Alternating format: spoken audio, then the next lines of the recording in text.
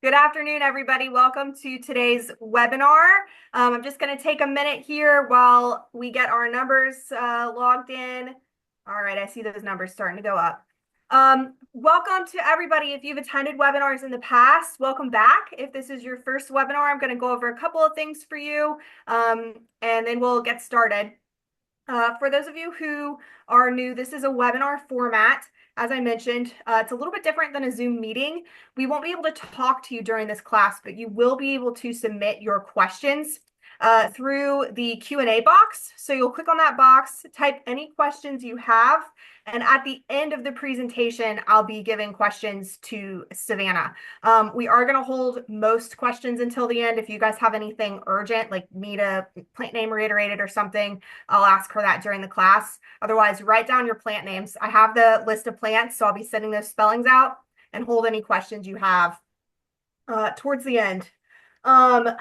I think that's it. We are recording today, so you will be able to access that recording on YouTube starting about 24 hours after the class finishes. It's usually up, and I believe that is it for me. So for those of you who weren't on our last class or who haven't been to the Fair Oaks store, Savannah is the buyer for our greenhouse at the Fair Oaks store, and she's been joining us. She did a webinar last month, and I asked her back this month to present on some of the interesting new plants that have come in. So this will be fun. I always love seeing all the new stuff.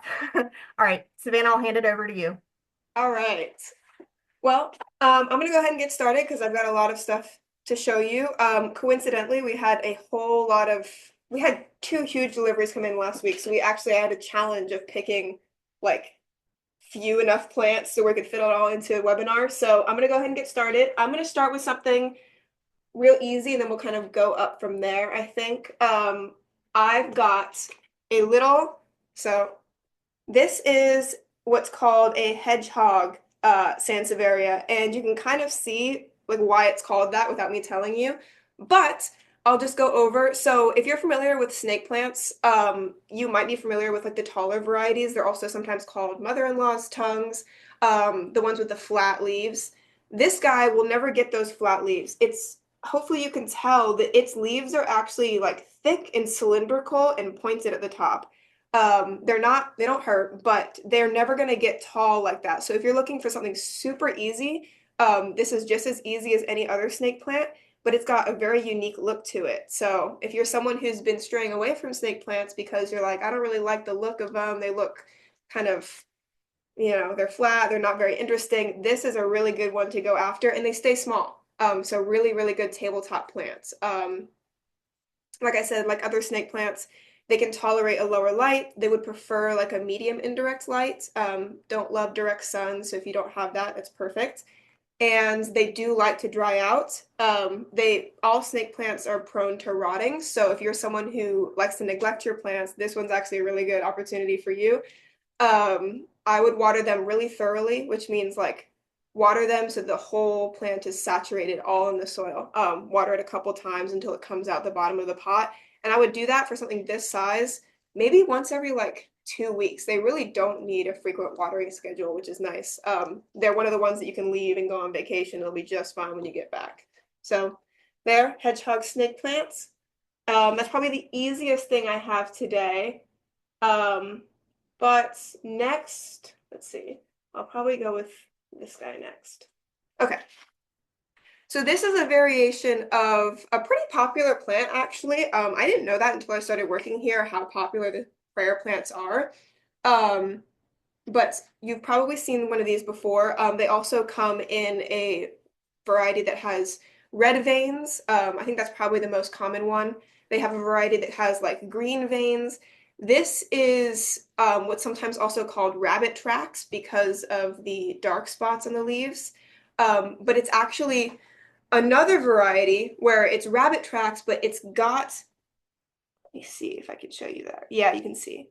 It's got variegation on it. So it's got the plain like green leaves, but then this one's called Beauty Kim because it's got cream colored variations or variegations on them. You can see it right there. Older leaves will start to mellow out like this one, but newer leaves get that really rich, very beautiful It's kind of hard for me to here. Let me see if we can get closer. Like a really beautiful spot there. It's like almost red, like a burgundy color. All of the fresh leaves will come out, and then over time they'll mellow out to more of like a deep green on the leaf. Um, but they've got just like some really gorgeous color on them. And these ones are brand new. We just got them in last week. Prayer plants are pretty easy, I would say. I would give them like a medium to bright indirect light, especially if you want it to maintain like good variegation. All of the leaves that already currently exist will maintain their variegation. It doesn't go away, but you'll notice if you keep them in lower lights, as they produce new leaves, if it's darker, they're not getting as much sun, they'll produce leaves that have less and less variegation on them. So you do want to give them a little bit of a brighter light. No direct sun, they'll burn if you do that, but like a medium to bright indirect light is perfect for them. Um, they do like to have a decent amount of moisture. Same thing with all your plants. You should always be thoroughly watering when you water. Don't just give them like a teaspoon. You want to really saturate your soil. And that just means I usually take mine to the sink or get a little bowl on the bottom, let them really soak it up, and then they can last for a decent amount of time. Like the snake plant, they can last a couple of weeks.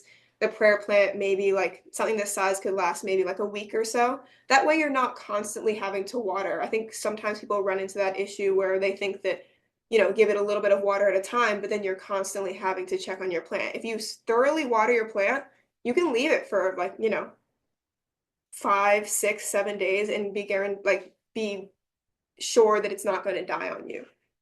So that's what I would do with these guys.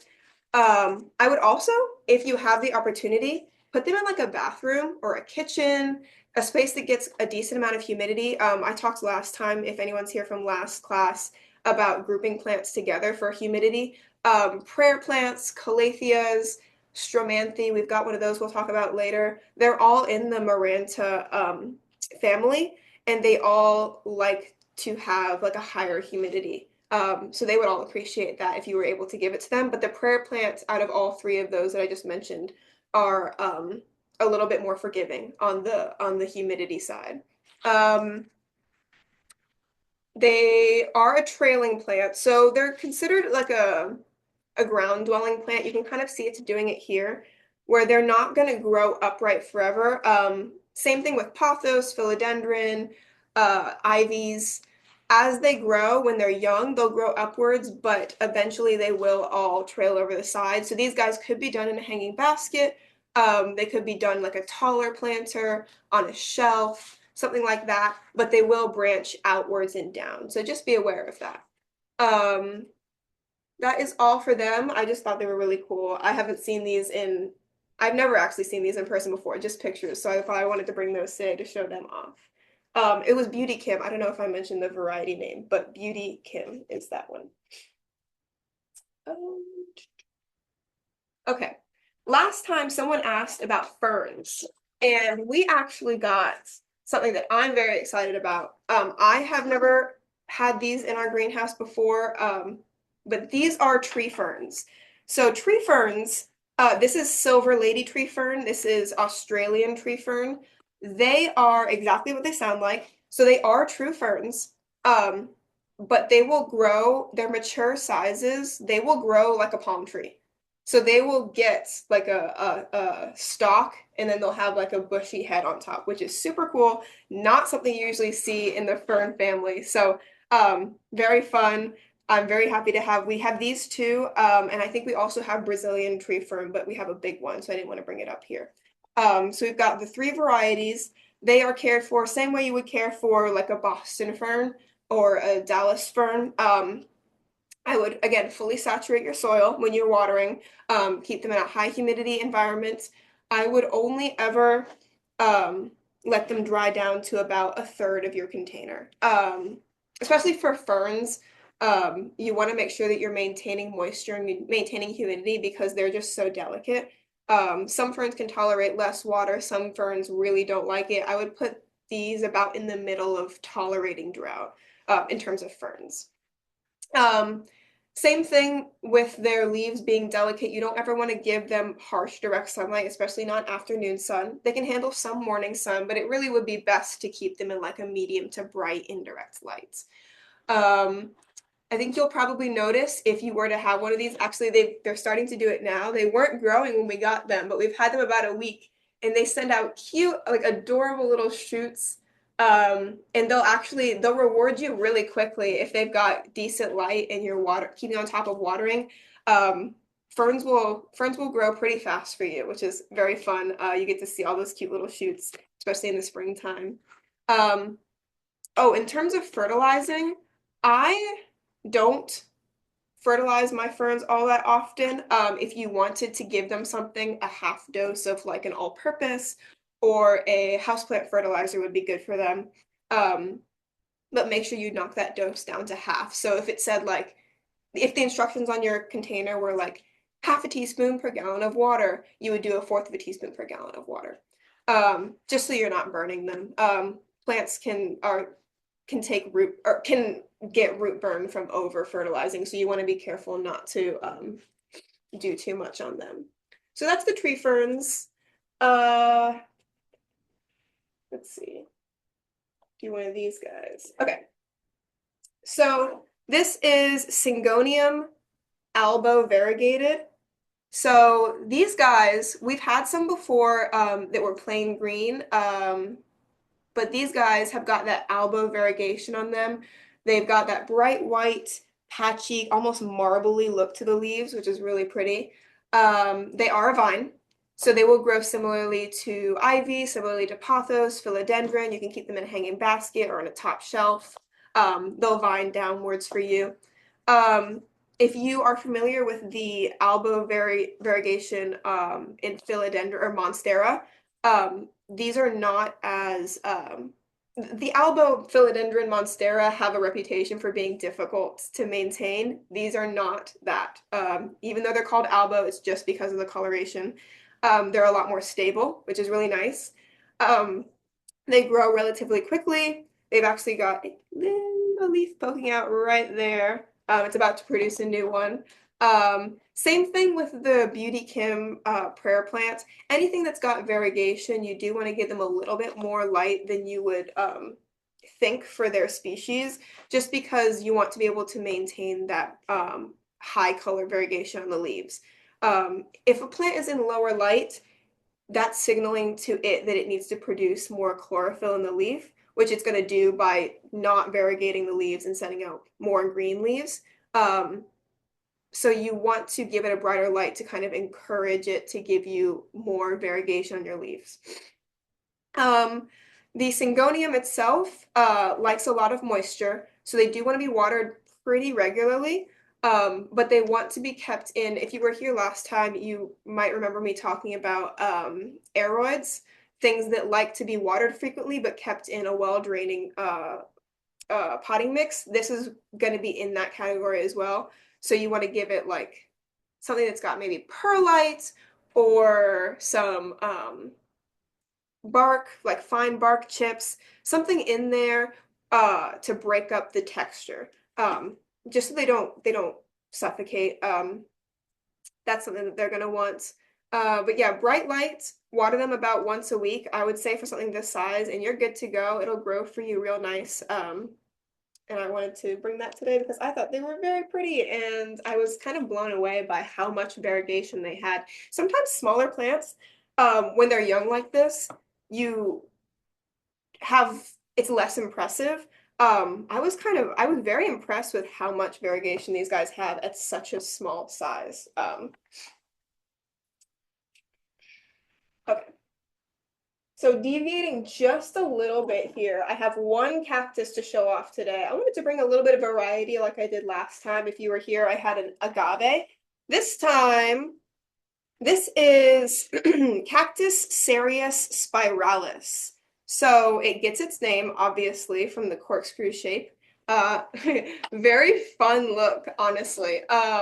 I tried to get these a while ago and they just, sometimes things they're not ready to ship, they don't come in. But this time I was very, very excited to see these and they are just like stunning. They grow like this naturally, so you don't have to form them.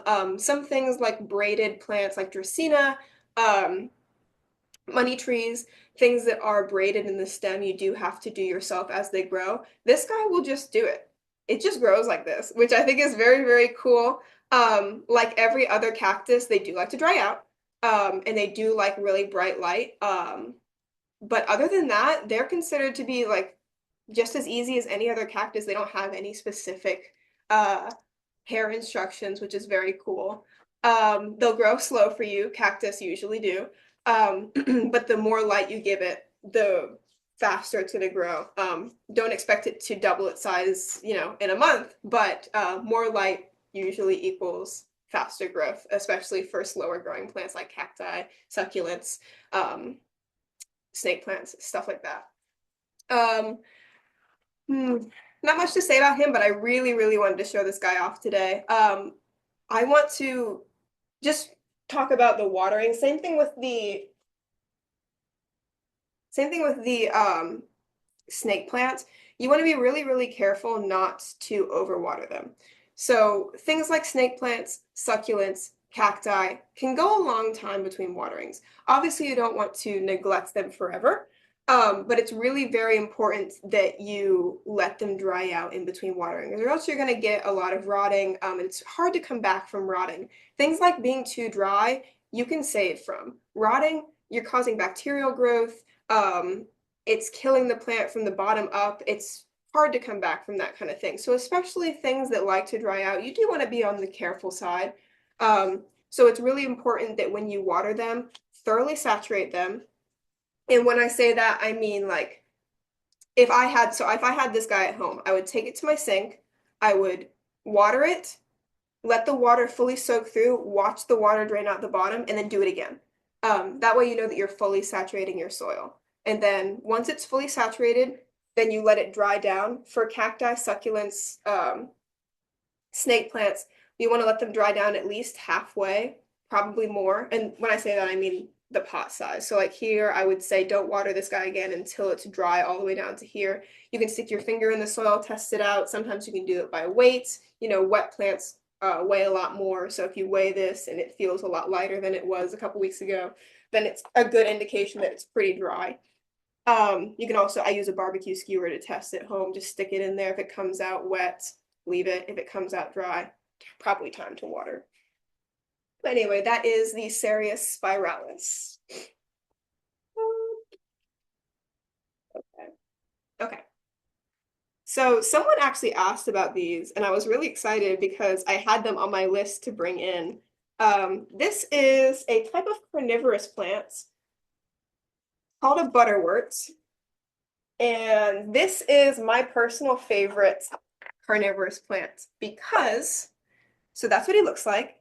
If you are familiar with Echeveria, you probably recognize this shape. It's like a rosette shape, but it's a carnivorous plant. So unlike the Venus flytraps that trap their food, these guys have little tiny hairs all over the leaf. It's really, really hard to see unless you're looking at it in person. Hold on. Show. I don't think it's going to show up. But they've got teeny, teeny, tiny little hairs, like microscopic hairs coating the entire leaf.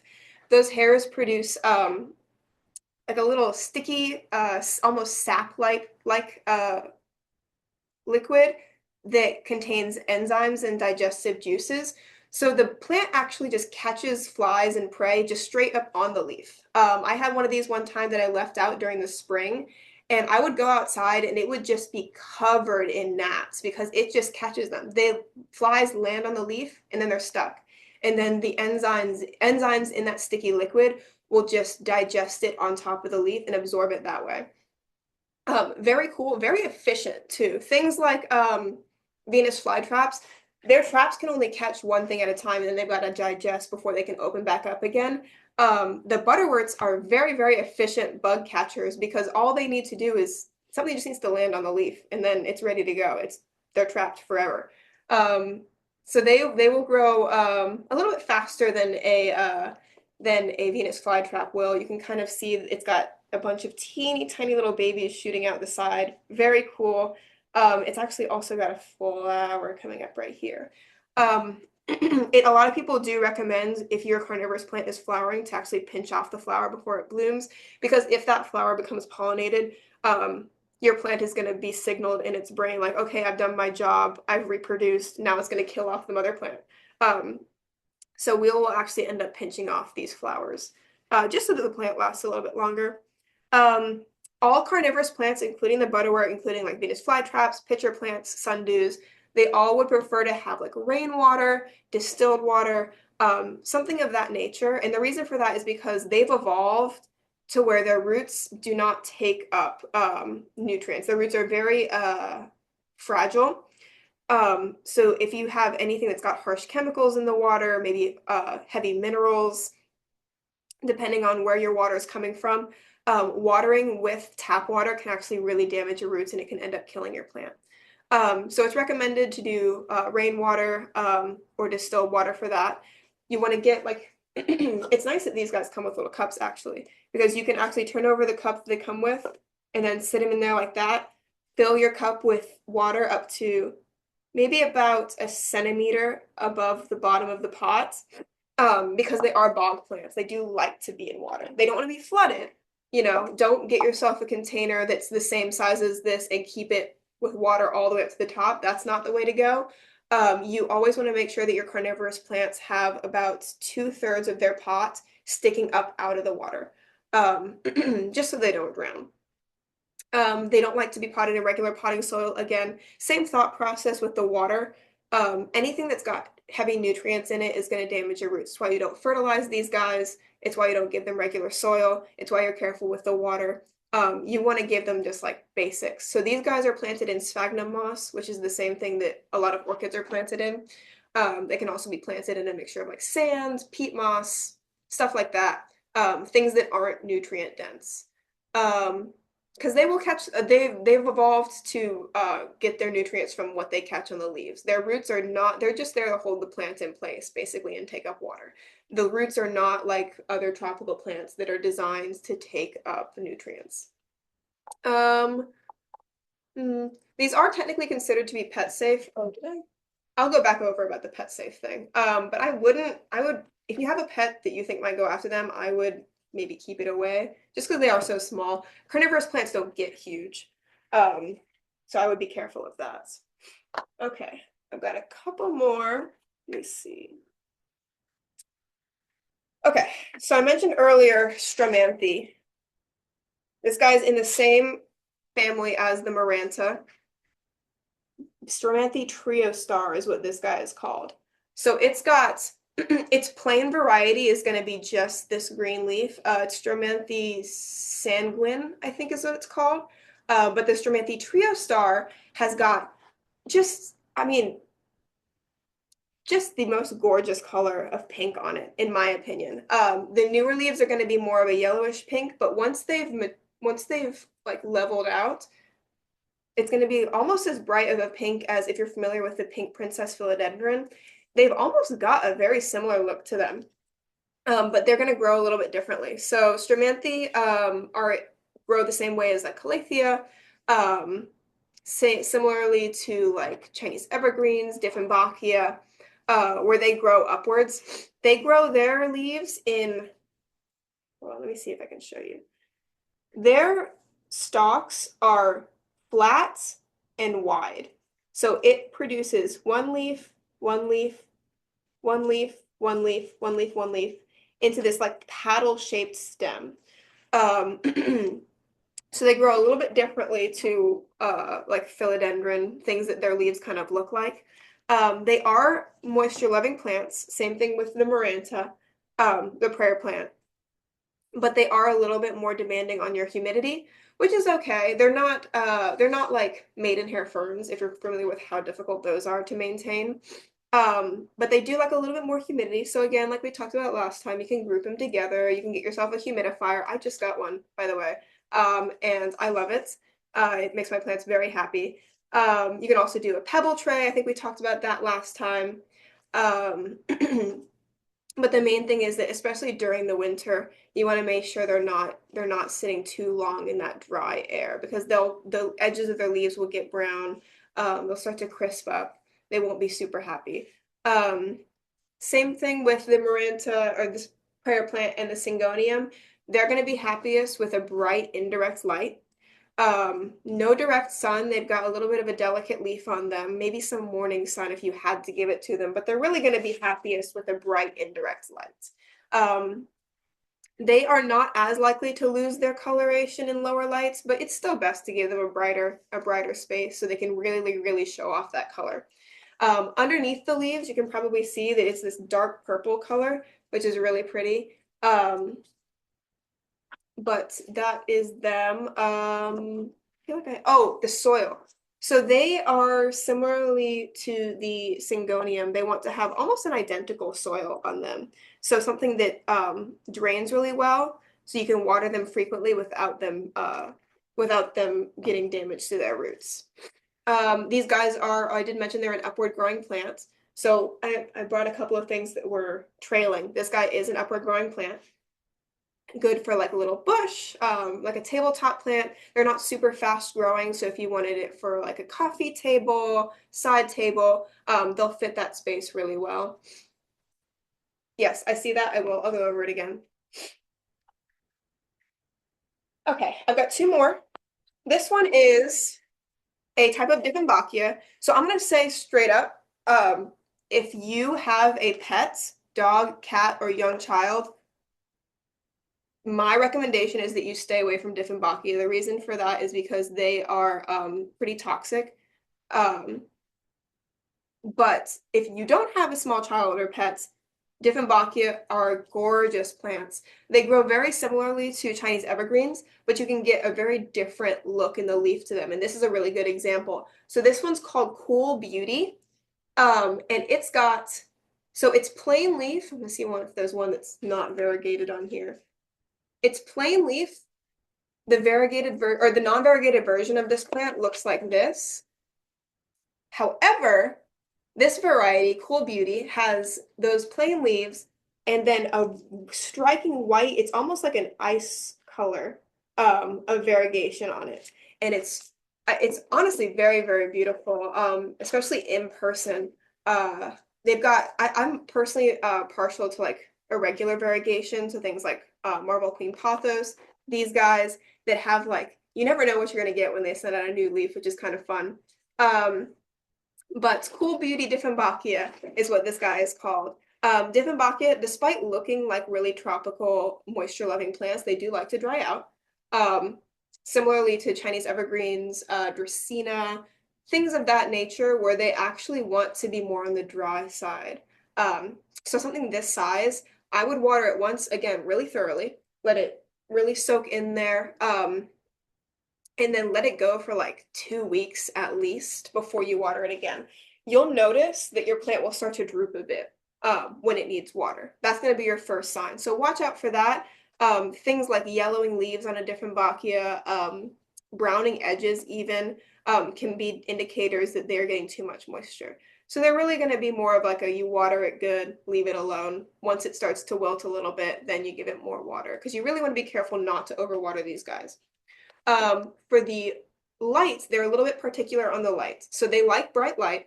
If you ever look into a Dieffenbachia, people will suggest what's called filtered light, which just means that you have it next to a bright window that has like a sheer curtain. Because they like bright light, but they really are not going to be happy with direct sun. So that's a little bit of an diva moment for them, but they're super rewarding. In perfect conditions, they'll grow real fast. They'll give you good variegation, and they're actually one of the plants that is on the list of oxygen producers. I mean, obviously all plants do that, but they're on the higher list of that. So if you have a space that has no small children or pets around, they're actually a really good option. Um, oh, and they are upward growing. I think I said that they're similar to Chinese evergreens, but if you don't know, Chinese evergreens and Dieffenbachia are upward growing bush-shaped plants. Okay, last one. I am so excited about these. Guys, I love this plant. This is a Chinese evergreen Pictum tricolor. And it's been about a year since I've seen these, and oh my gosh, these are, I was talking to someone earlier and I said they almost look cartoonish with their variegation. So they've got a plain green leaf with variegation of dark green spots and like a silvery green on them. And I mean, the only word I can use to describe it is that it looks fake, but it's not. If you look, these are babies, but if you look up mature versions of these plants, they are just stunning. Like it's an eye-catching plant. You walk into a room and this is the first thing you're gonna see because it's just like it's crazy. They're also sometimes called, so I called it Pictum tricolor because it's a little bit more specific. Some people do also call them Aglaonema camouflage. Um, but camouflage is a name that a lot of plant naming people like to use. So there's a Aglaonema camouflage, there's a Syngonium camouflage, there's a Dieffenbachia camouflage. So camouflage is kind of an overused name. So I would call it Pictum tricolor, but you can see why it's also got the camouflage name. It looks like camo print. It's so cool. For the care for them, same thing with the Dieffenbachia, Dracaena, let them dry out. Trust me, you do not want to overwater this guy, which is good. They're one of those plants that if you let it get dry, it will take a while for it to really show symptoms of not doing well. Um, they like to dry out. So I would water it thoroughly. And then you really, I mean, I personally recommend for the Chinese evergreen to let them totally dry out before you water it again. If you're really antsy about it, you can water it again once it's about halfway there. But I mean, I would let it go all the way down. Trust me, they're really susceptible to root rot. If you were here last time, I talked about alocasia, things like that are susceptible to root rot. They also are. So, you know, water it really good and then let it go and it'll be happy. They take like a medium indirect light. They can take a lower light, but they're going to get a little bit leggy, a little bit stocky. So I would give them at minimum like a medium indirect light. Like most of the things I've shown here today, they don't need any direct sun, which is good. But like that range is like medium to bright indirect light. They will send out, so they are a bush-shaped plant. They will over time, you can kind of see that this is actually several stems in a pot. That's not just like, oh, the grower put a couple of stems in the pot. That's actually how they grow. So once the main stem is big enough, it will send out, like probably down here, it'll send out a shoot that goes sideways a little bit first and then starts going upwards. That's how they'll multiply in the pot. So they're actually good pot filling plants. Same way with if you're familiar with how snake plants grow, how they'll send out side shoots and then go straight up. Pups is how they're sometimes called. A lot of palms do that. But these guys as well will do that. They'll send out little side shoots and fill out a pot real nice. So that's all the plants that I have. I do want to talk one thing. If you were here last time, I mentioned bromeliads and how many colors they can have. I didn't have a lot of examples at the time, but I do have more now. So this is a bromeliad. Back here we have a bromeliad. This guy's a bromeliad. And this is a really good example of how many colors of bromeliads there are. I mean, they are just phenomenal plants. So I just wanted to point those out because I know last time I didn't have a really good example of how bright they can be, but I do have them here. I did see, what was it about? Yeah, if you could review the pebble Right? trays, how those Yeah, work. Yeah. I thought I had one. Okay, I had a tray up here. I don't know where it went. But basically we have, what I would recommend using is a plastic tray. Okay. So this is what I mean when I say pebble tray. And you can use anything. I've used the top of like yogurt containers before. Um, but these are drip trays. They are traditionally used to put underneath your plants to protect your furniture, but they're actually really good for you get yourself a little tray, things that like high humidity. Fill the tray with like a gravel, like a pea gravel. You don't want your stones to be huge, but something about this size. Fill the tray with a pebble about that size, and then use the pebbles to elevate the plants. And then what you're going to do is you're going to fill up the tray with water, so that over time, as the water heats up, it humidifies the plant above it, but the plant's not sitting in water. If you didn't have the pebbles, your plant would be sitting in water and it would probably drown. That's kind of, you have to have the pebbles there to keep the plant from sitting in the water. But that's what a pebble tray is. It is recommended to like, so say I wanted to put this tree fern on a pebble tray. this is the size that I would get for that. And the reason is because if you get a pebble tray that is the same size diameter as your pot, if you kind of think about it for a second, it's not going, there's not a whole lot of space for the humidity to rise, right? You want something that's going to be a couple of inches wider than your plant because then you'll actually have space for the moisture to sit and rise and humidify your plant. Um, but that's what a pebble tray is. There's lots of ways to do them, but this is the easiest way. This is what I do. Yes. Yeah. Awesome. Are you talking about core balls? Are you talking about LECA? The person who just I asked about core ball. probably, what was that word that you used again? LECA, LECA. I've heard, okay, yeah, let's see, So maybe. yeah, if that is what you're talking about, LECA, the little clay balls, that is perfectly fine to use for a pebble tray. Um, I do usually recommend using like just plain pebbles, and not because they're better for it, but because they're cheaper. When you buy a bag of leca to use for your plants, it's going to be more expensive than it is to buy like some pebbles. So if you have it on hand, you can use it. But I personally reserve my leca for using like with my actual plants as opposed to a pebble tray. But they would work just fine if you had some um, instead of pebbles. Awesome. All right, yeah, she says that is what she uses. Yeah. All right, are you good? I've got some other questions for you. Everybody, please feel free to send your questions in. We've got some time to take them, so we'll just go as long as you all want to, up until 1 o'clock. If we go that long, if we finish early, that's fine. Um, the first question, I'm not sure if, because I know you don't do as much with deer because you're outside, but this is creative. Um, can you put Dieffenbachia outdoors in the summer? Would it be good to keep deer infested areas like the deer at bay since it's toxic? Have you heard anything about that? I have not, and I personally would stray away from using toxic plants as a deterrent just because I don't know if the deer would even recognize that it is It may toxic. not be toxic to deer either. That would probably be a question for our plant clinic. Yeah, that would I'm definitely be a wondering. question for our plant clinic. I don't know if because these plants aren't native to this area, I don't know Yeah. if the deer would sense that it's toxic.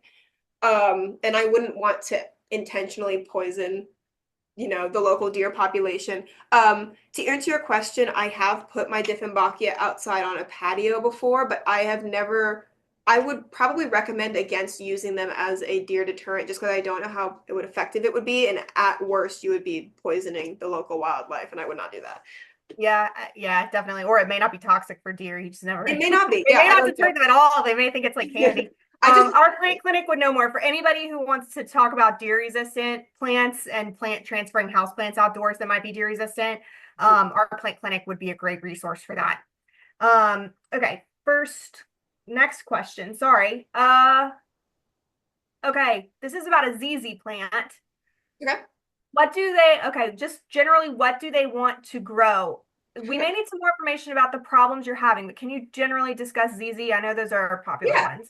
Yeah, so ZZ plants are really interesting because they want to be treated almost the exact same as like a snake plant. So if you think about a snake plant, you think about things that really, really want to dry out.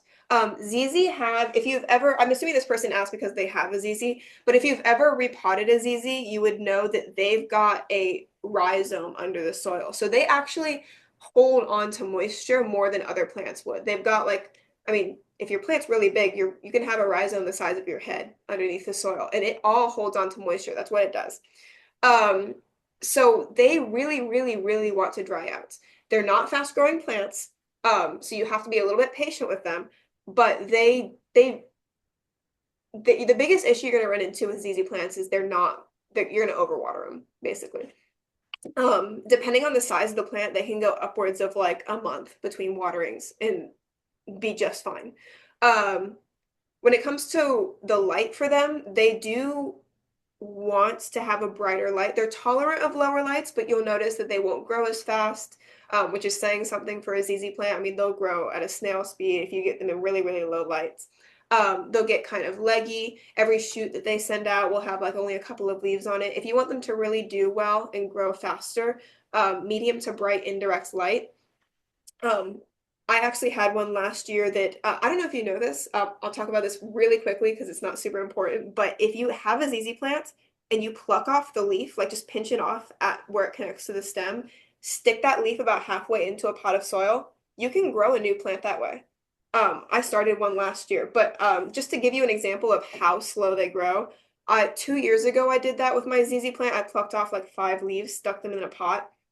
It took them 2 years to send out new shoots from those leaves. So you Oh, have to wow. be, you have to be really patient with them. So a fun project, but maybe not a great way to get new plants. Yeah, that's why I say there are some plants that you can get small and watch them grow. There are some plants where you should probably get it at the size that you want. ZZ plant is something you should probably get at the size that you want because it's going to take it forever to get to the size that you want it to be if you started small. Um, but the biggest thing for them is be really careful in the watering. Don't overwater them. If you think it needs to be watered, probably doesn't. Let it go another week. Okay, okay, that's good. Next question. What is the best soil for a I saw that. It was bamboo? the lucky bamboo. Yeah, yeah, bamboo lucky, the money plant. That's So, oh, the money plant. So the lucky, that's what it says. Bamboo lucky money plant. So I think I'm not, is that the bamboo or is that there's a money plant too that's so. I think what we're talking about is the lucky bamboo. And correct me if I'm wrong, but like the ones that you usually sold as little like sticks. I think so. That's what I would think. Yeah. So they're not actually bamboo. Lucky bamboo is a type of Dracaena sanderiana. Um, and they can take a soil that's similar to any other Dracaena. But the thing about them is that they are typically grown and sold for the purpose of being kept just in water. So I personally have one on my windowsill that's just held in place with pea gravel. It's like a glass container about this big. It's filled with pea gravel, and then the plant is like at the top, just enough so where it's in the water enough to where the roots can get moisture, but you don't want to like bury them. Um, but because they are a Dracaena, if you decide to plant it in soil, you can get yourself like a regular potting mix, mix in some perlite, some bark, make it a little bit. You can also mix in lava rock for Dracaenas. I know a lot of growers do that, but you want it to be able to drain really well. The thing about water growing plants is the roots develop differently. So the lucky bamboo, if you decided to keep it in water, they can tolerate being in water all the time without issue. Once you transition those roots into being soil roots, once they've been in soil for about a month or two, they are no longer tolerant of that constant moisture. They grow differently. So if you decide to transition your lucky bamboo into soil, you will have to have it in a really well draining soil, and you will end up having to treat it like a Dracaena. So water it really well and then let it dry out in between waterings, which might be good for you. Sometimes people want to leave their plants for a while, and in that case, a lucky bamboo in soil would do really well because they like to dry out. They like to be left alone. But to answer your question, they don't have to be in soil at all. But if you are going to transition them to soil, you have to treat them a little bit differently. Gotcha. Okay. Next. Okay, we have some interest in the bromeliads. Can you Yes, I love the discuss pavilion. can you discuss a little bit about how you would care for those Okay, bromeliads? so there's a couple of ways you can do it. All of the ones that we have right now, see if there's one that's convenient for me to pull up. Okay, so these are all in soil. You can kind of you can see it there. They are grown in soil. The thing about bromeliads is that they are epiphytes in their natural environment. So if you want to get really, really into it, you can actually mount them on a piece of wood. You can put them in like a slatted crate, which are sometimes used for orchids. But if you wanted to just try something out, if you're not super familiar with them, then a soil that's really well draining is good. A lot of tropical plants, I know that I keep saying that, well draining soil, but it is really important. Most tropical plants are moisture loving, but they want to have air around their roots. So it's just something to think about. Like it's a constant thing. You're gonna have to amend some soils, but it's really easy. With a regular bag of soil, I would just empty in a bag of bark into it, mix it up, maybe some perlite, so they can breathe really well. Um, I think I mentioned this last time, but I'll say it again.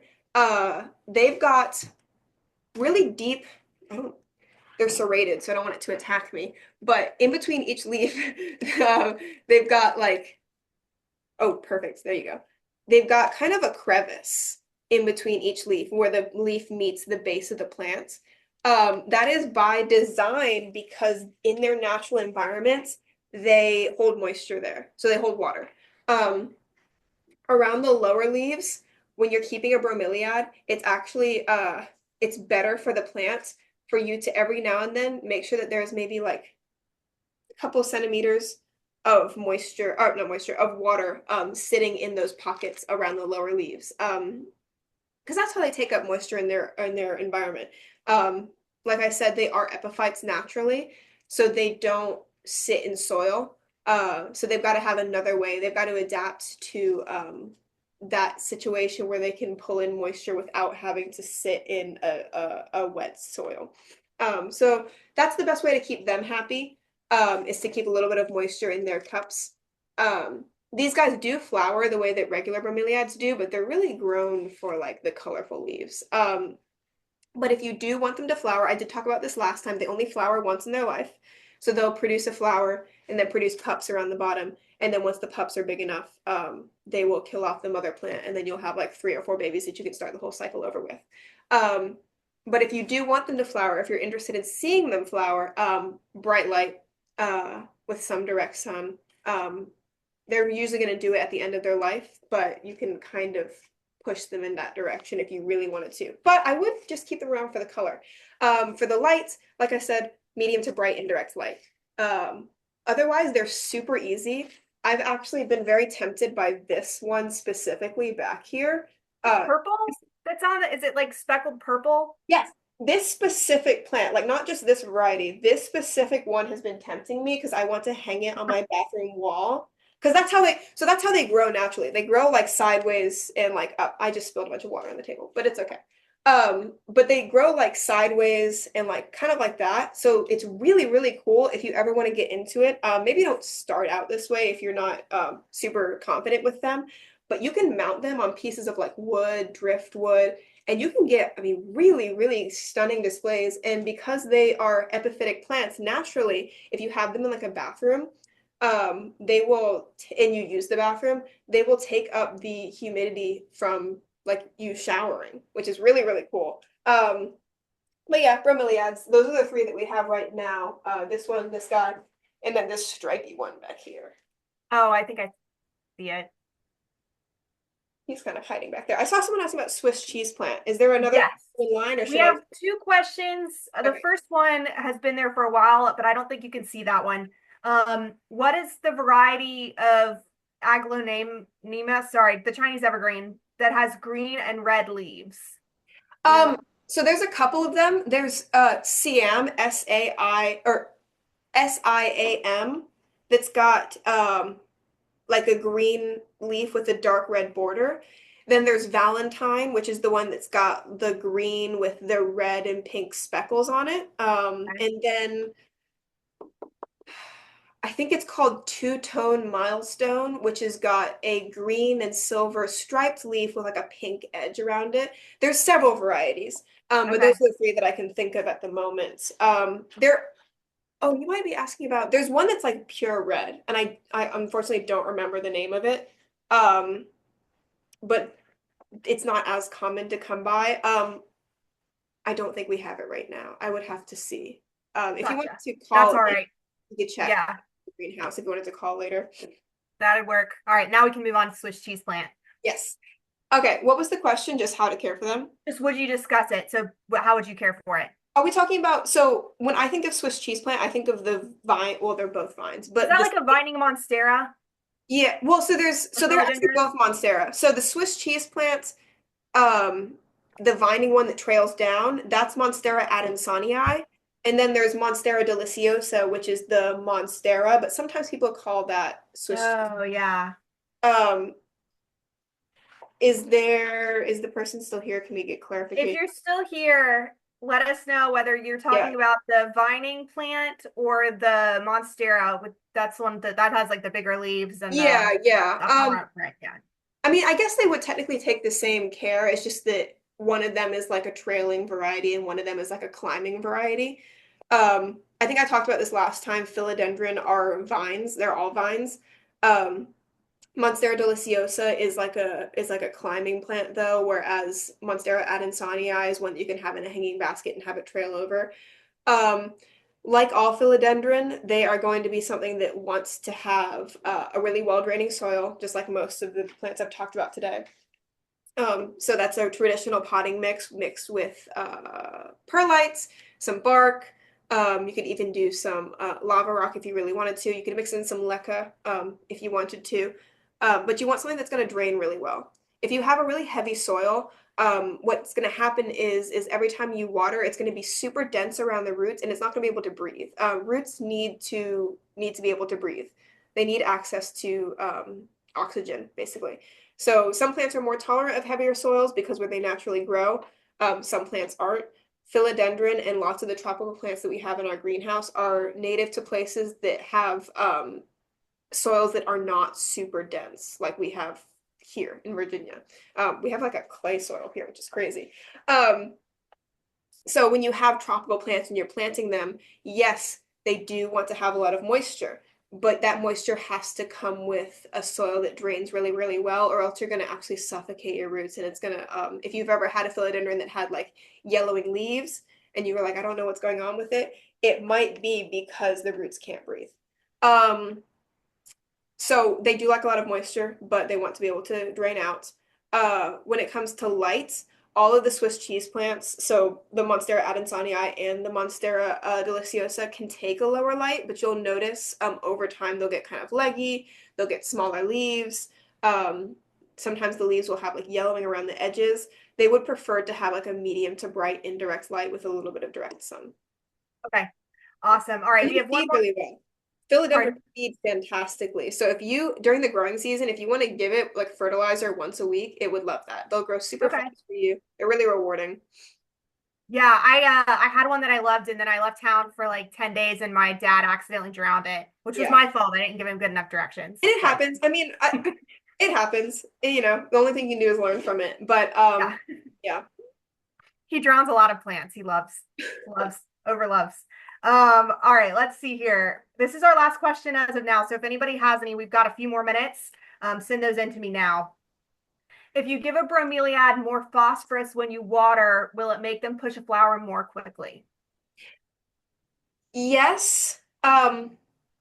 So pushing flowers is really the only reason to fertilize a bromeliad. So yes, the answer to your question is yes. Um, Bromeliads don't need a fertilizer just to maintain their leaves the way that some other plants do. So yes, if you give it a high phosphorus fertilizer, it will encourage it to flower more. But again, I will caution you that they only flower once in their life. So if you like your plants, I would just kind of let it go. They'll give you a flower eventually. Like I said, they do that towards the end of their life. So you'll get one. If you encourage it to flower sooner, you're going to have a shorter lived plant. Um, Okay. but to answer your question, yes. All right. Okay, our last question has come in. We've got people want to know when are you at the Fair Oaks store if they want to come see you and shop for plants. So I am here every day except for Tuesday and Saturday. I am also in school at the moment, so my schedule is subject to change, but I should be expected to be here every day except for Tuesday and Saturday. Sounds good. And y'all And can I always like to open call. because I'm a morning person, so I will be gone by 4:30. So don't show up after then looking for me. I'm here bright and early at 8 a.m. So if you're a morning person, please come in and see Stop me. on by. Awesome. All right. Well, that's all for questions. Okay. Should you separate? I'm not sure I understand this one. Sorry, Tina. Should you separate a plant garden arrangement? Is Oh, are Do you you know what talking that about the means? ones that you can buy? Like sometimes at Home Depot. Oh, yeah, like the pretty ones where there's like Yeah. multiples in the pot. Okay, yeah. So sometimes the answer is yes, sometimes the answer is no. I think all arrangements eventually you will have to separate them, unfortunately, or give them a much bigger container. Because you want to be really careful not to put them in a situation where they're strangling each other. Sometimes those arrangements that are planted really close together are nice for the moment, but because they're so packed in there, if you take care of them properly and they start to grow, then the roots are going to start to strangle each other, going to start to fight for space. If they're the same type of plant, like I know a lot of succulent gardens are just a bunch of different types of echeveria, they can be just sized up in a pot and given more space and kept together. Um, I think one of the craziest things I saw was one time I saw like a Phalaenopsis orchid potted in a pot with like I think it was a snake plant or a Dracaena. Oh, that's And different. those kind of things are really just for a little while. You really should separate. If it's different plants that want different care, they really should be separated. If you're really meticulous about it, sometimes you can pull it off. But if you want to give the plant the best chance of growing happily and healthily, it's best after you've enjoyed the arrangement to separate them into different pots. Okay, that's great. Thank you. All right, that's all the questions that we have. Savannah, do you have anything you want to wrap up with before we close? Um, I'll just reiterate that everything that I've shown you today, this is probably about 10% of the new stuff that we got in. So if you're interested in seeing new things, I would definitely come in and check it out. I do think we're planning on doing another one of these in March. Yeah. So I will have new things then as well. But please feel free to come in. We'd be happy to show you around. We've got a lot of stuff in there right now that I think a lot of people will be really interested in seeing. So yeah. All righty. Well, thank you so much as always, everybody. Thank you for joining us. There will be an email going out tomorrow with coupon and a link to the class recording. So keep an eye out for that. And Savannah, I will see you later. All right. All Bye. right. Bye, everybody.